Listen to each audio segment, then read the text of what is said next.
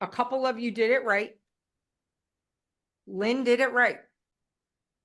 Lynn came up with a sentence. Lynn wrote that sentence over and over. And Lynn came to a realization that her sentence needed to be at its most primal base root. I don't want to live in fear.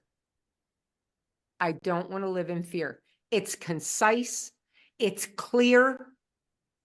There was no hemming and hawing. She came up with a few things and she whittled them down into what the crux of the issue was. She said, I don't want to live in fear. Kudos to you, sister. That is an absolutely beautiful intention. And it's a hard target for you and the universe to conspire to hit. Another person who did it right, and it's only because, no offense, Joy, but you've been through this twice. Joy is right. This is kind of really her third time, because she came to an event once where we did this as an exercise, and, you know, it worked out the way it was supposed to, but it was not successful. So Joy knows, she knew the assignment. She knew exactly where I was going to be going, because when we went through self-care school in May with Joy, Joy did not do it right, even though she had been introduced to this concept once before. So Joy did it right this time. Joy said, I am free from procrastination. So not only does she have an intention, she said it in the affirmative. She's not asking, she's not begging, she's not, I want, because, you know, we understand that our language matters. We understand that we have to be very specific when we're talking to the higher version of ourselves, that we're not asking from a place of not having, because if you ask from a place of not having, you remain in that place of not having. So Joy came up with a single concept. She doesn't want to live in procrastination, but she turned it into an affirmative statement. I am free from procrastination. That's a perfect hard target. It's clear, it's concise, and you and the universe know what you want to do with it. And to be honest, Hattie came up with a pretty concise intention. She said she wants to actualize a finished product with a marketing plan. That was concise. That's a hard target. That's clear. And Michelle, if you don't mind, Michelle, I'm going to share that you and I have spoken with one another. Michelle had such a challenge finding her intention. So I already went through this process that we're all getting ready to go through. I went through this process with Michelle for about 30 minutes on the phone earlier this week. So Michelle understood the assignment, and Michelle came tonight with her concise, become an employee at the clinic where I work, doing acupuncture to support my life. That's Michelle's hard target. Now, I am going to call on Lauren and Elena, because both of you, well, we'll start with Elena. We're going to do Lauren last. And I'm not picking on anybody. I never said this would be easy. I've said over and over, it's not going to be fun, but it's going to be worthwhile. I am not picking on you. Please do not feel judged or called out. There is no judgment here. I learned a long time ago that judgment is the complete polar equity to peace. And the minute I start judging anything, whether it's a high judgment or a low judgment, I have surrendered my ability to have peace around it. So I don't practice judgment. However, I want to show you where we as humans get in our own way. So because Elena started with two very different intentions. The first intention was about her relationship. The second intention was about her career. And as she listened to everybody, her intention became about her health. But about my health is not an intention. About my health is a description that what about your health? You want it to be better? You want it to be worse? Like, what's the problem? What are we going to be addressing? You know, we need a hard target, because when you want, and I'm going to use Lauren, I'm going to use your intention as an example of how our mind works around this process. Lauren, when I asked Lauren, what is your intention?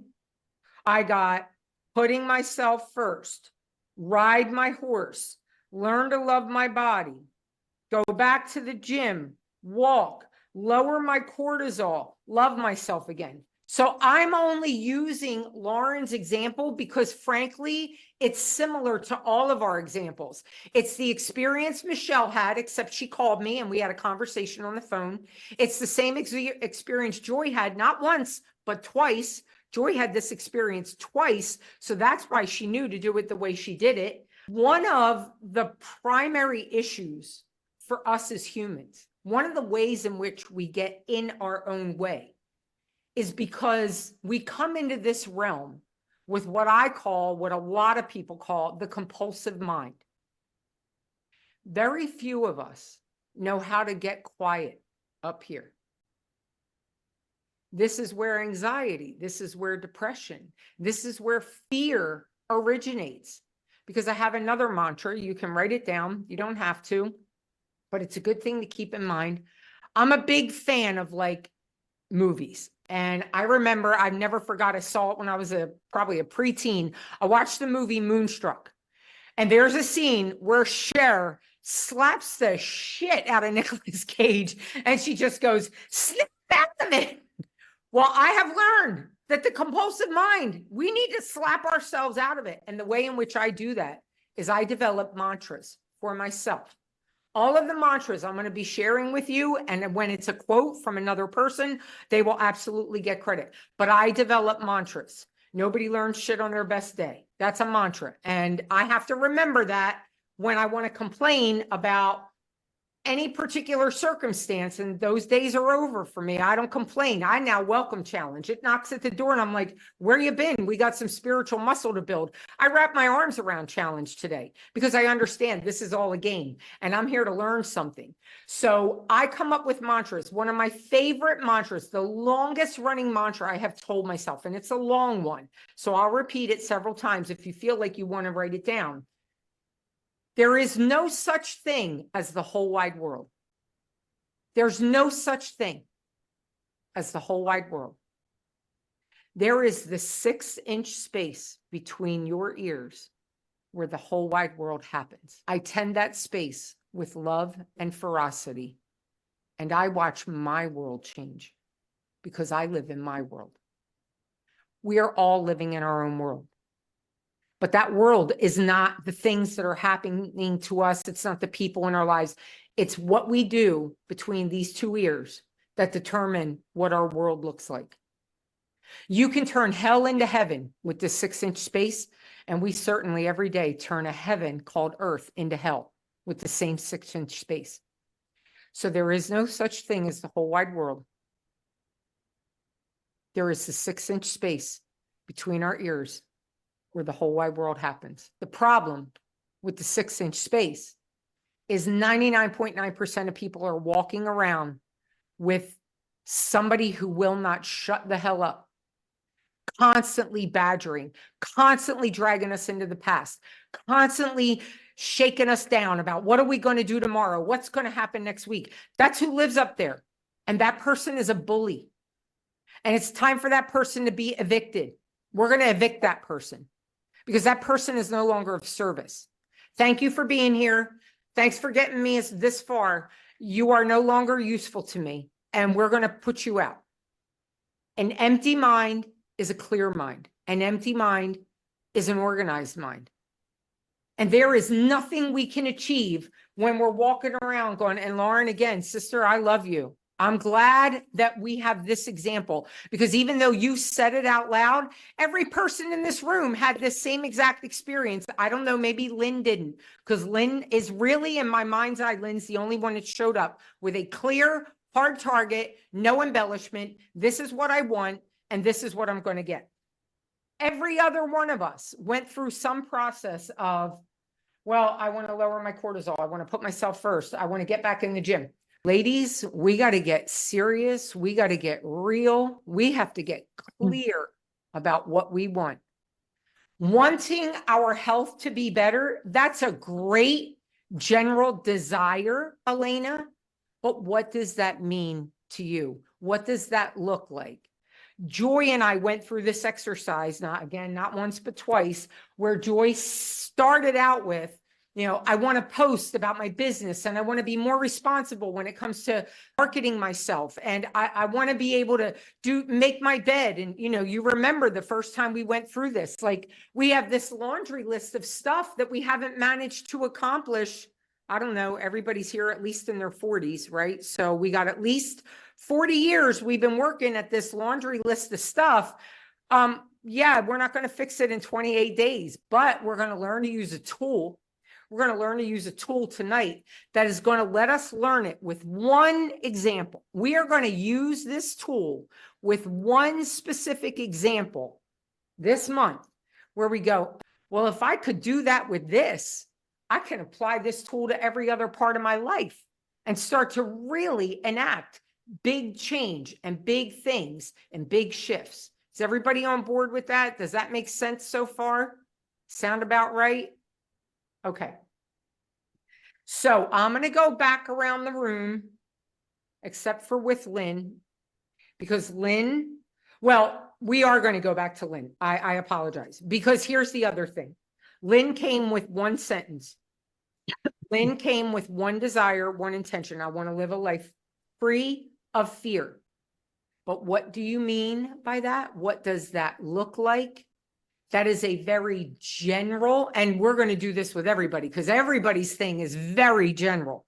What does a life free of fear look like? Unmute yourself, Lynn, and give us a breakdown of really specifically what that means to you. What does it look like for Lynn to not live in fear? It means that, I'm capable of navigating this life, and that no matter what happens, I can handle whatever comes my way. Okay. And why, instead of saying because there's fear, get specific. And if you can't come up with the answer right now, I want you thinking on this while we go back around the room. What gets in the way of you handling life as it arrives, as it shows up? Where is the disconnect between this is what's happening? I'm actually kind of giving you the answer a little because this really is the issue. What is the difference between here's what is, and here's what I can't accept about it? I think, it stems from being told that I'm not able to, I have not been nurtured and given those good things in life, like they just threw you in the pool and you sink or swim. It wasn't like I had a family who actually helped float and supported you until you figured it out. And so I think I've always been a survivor and not a thriver. And I'd like to change that. And I'd like to change my opinion about myself and just know, for God's sakes, I'm still here. So I don't know what else I could possibly be afraid of, but I am. Okay, so how about we reformulate your intention? And again, I'm not here to write your intention for you. I don't want to do that, but I really want to help you get yourself to a point where the intention is realistic and accomplishable. And not living in fear, that's a very broad spectrum, right? And we just got very specific. And I do believe that our higher self comes through exactly when it's supposed to deliver real truth to us. So of all the things that I don't want to live in fear, of all the parts of the spectrum that covers, you narrowed your conversation with me right now down to, I was always told I can't. I don't feel confident or capable. And I'm paraphrasing. You can certainly say this far better than I can because it is about you. But at the end of the day, it sounds like part of the issue right now is you don't believe in yourself, or you don't believe you're capable, or you don't have confidence that you can meet life as it shows up. Does any of that sound clear, fair, correct? Yep. And even when I do a good job and you tell me, I won't believe you. Okay, there we go. I think I could have done better. Okay, so how about you spend the next couple minutes while I go around the room reformulating an intention that is way more specific, with regards to your ability to confidently navigate your life, or your desire to believe in yourself, your desire to understand your value. Like, again, I don't want to write your intention, but I want you to be, I want to help you fashion something that sounds correct, but is laser focused, very specific. So work on that while we go around the room. Number 2 was Lauren. Lauren. So my love, I know that that was not an easy thing for you to sit through, but the point has to be made, because I want all of those things for you. I want every one of the things you said. I want every one of them for you. Mm-hmm. But which one can you really settle down on and into? And I will tell you, the very first thing you said was, I want to put myself first. Mm-hmm. I can tell you that that was the exact intention of somebody from the last group. And within 8 days, she was putting herself first. It didn't even take a whole month. Yeah. So I'm only saying that to give you encouragement that if you want to pick that intention, that's a really good one to pick, because we're going to get down into it. Yeah. I need you to pick a thing. I need you to be specific about that thing, because we can get to all of the other stuff. But again, if you haven't accomplished, But I mean, it's kind of interesting too. Like when I live away from my family, I have been smaller, but it's like when I come home and I'm seeing like healing the family generation line, like that's where I feel like I puff up and kind of not want to be seen.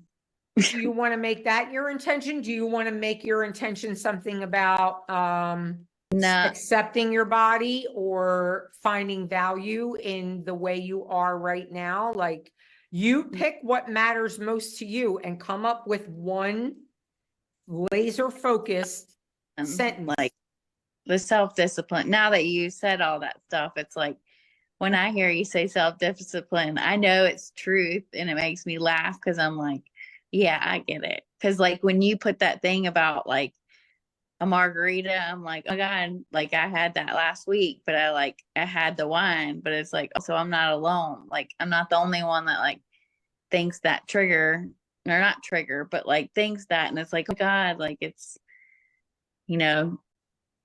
Well, first of all, I want to say to everybody, I spent 50 plus years as a compulsive eater, food addict, sugar addict. I had a million different names for myself over the course of my lifetime, in and out of various recovery programs. I finally last year realized I struggle with disordered eating. I'm not going to call myself names. I'm not going to give it a label. And as of January 1st of this year, I have been an ordered eater for the last 6 months. I have more than 6 months. I have not had a single granule of sugar. Part of what we're learning this month, this tool, is the thing that took me from being a lifelong disordered eater to being an ordered eater. And I've had the most profound healing this year when it comes to food and my relationship with food. So Lauren is in that group. I started a support and accountability group for disordered eating, and Lauren is in that group. And I want to make sure we don't conflate the two, sister. So Okay. let's try not to make references to things that you and I share in another group, because nobody else here is in this group and they don't know what you're talking about. But while I go around the room, I want you, now that we've had this conversation, I want you to pick the most important thing out of all the stuff that you said. And if you don't remember, because you were just kind of talking and not necessarily, it was putting myself first, ride my horse, learn to love my body, get back in the gym, walk, lower my cortisol, love myself again. Pick the most important one, come up with a singular statement, a focused statement, and I'll come back to you. Okay. Joy was next. Joy is, I am free from procrastination. So we're going to use Joy's intention as the example, because this took a long time for Joy to be able to get to this particular sentence. And if we can cut out some of the minutia of the work, around it. Joyce would say, you know, I want to stop procrastinating. Okay, that's great. You know what you want, but let's turn it into an affirmative statement. Because if all we want is our want, then we remain stuck in the lack of not having what we want. So we want to formulate an affirmative statement. So if Joy wanted to get rid of procrastination, Joy's intention was, I am free from procrastination. That's a perfect, succinct, focused, affirmative intention. So that's what we're going to go with. Of course, part of that is following through, and you talked about that a little bit afterward, but following through isn't the intention. Following through is part of achieving that intention. So Joy's intention is perfect. It's actually a model. And for those of you working on your intention right now, realize if you want, you're going to keep wanting. It's when we affirm that we already have it, because in the energetic world, everything we want has already come to fruition. It's just our physical form catching up to it. Hattie was next. Actualize the finished product with a marketing plan. So how do you make that an affirmative statement, sister? How do we say, go ahead. I am unstoppable. Okay, but that's not an affirmation. What you want is to actualize a finished product. So your affirmative statement might be something like, I have a finished product and a marketing plan that I am using to accomplish my goal or to support myself in my life. I want your desire to be stated affirmatively, because you're going to write this down every single day for the next 28 days. So if you're going to write it, you're going to write it as if it's already happened, because that's how manifestation works in the energetic world. We get what we believe we already have. So come up with an affirmative statement. It could be, I have actualized a finished product and I have a marketing plan that is going to provide me success or support, you know, whatever sounds most true to you. Write that down in an affirmative manner. Is that clear? Do you understand what I'm saying? Okay. All right. And then we go to Elena. We got to get specific, sister, about your health. What do you mean? What do you want to see change? What matters to you most? Okay, so as you were talking, it's like the pyramid going into smaller, more specific. So what I realized is that one of the biggest reasons why I feel like this hasn't happened, I'm not stepping into this big role, not doing this, blah, blah, blah, even though I've done pretty well, but it could be more, be way more. Can always be more, sister. It's because I've always hid. And I hide behind the weight. So in specific, I am free from hiding, or I am no longer hiding. I am dropping 10 to 20 pounds. I don't care how, but I am dropping at least weight in 28 days. So can I at least put that? Because I hide behind the weight because it's a wall. It's a protective. It's always been.